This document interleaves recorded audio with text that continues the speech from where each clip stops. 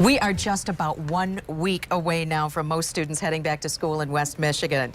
That means going to bed early, getting up even earlier, and now some are calling for schools to delay their start times to help kids catch up on some sleep. Not some bad advice there. Dr. Lowry with Spectrum Health joining me right now. How you doing? Hi, good. To talk a little bit more about getting up a little bit later for our kids, right? How can this help?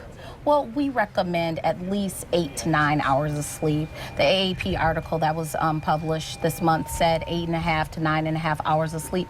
So the thought is if we start kids a little later, hopefully they will get more sleep. Okay, so that study you're talking about, the American Academy of Pediatrics, it's talking about a start time of 8:30 or later for middle or high school students. I know my son starts a lot earlier than that in middle school.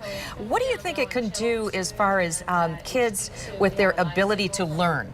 Well, we know lack of sleep impacts the kids' ability to learn, and problems with mood, depression, problems just focusing and concentrating. And then even as teens, as they're learning to drive, it can impact their ability to drive. Right. What are some of the, it's really a safety issue is what you're saying. It is really a safety issue. Yeah, because those are some important things. Yes, it's already nerve-wracking enough when the kids have to learn how to drive, right? We don't want to have to worry about whether or not they're alert enough because they don't have enough sleep.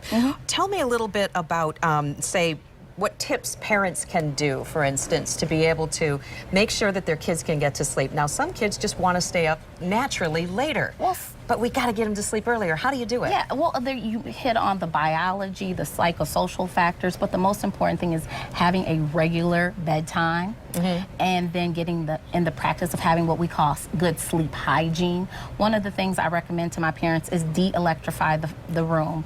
And we have to be good examples. So we have to turn our computers, laptops, iPads off.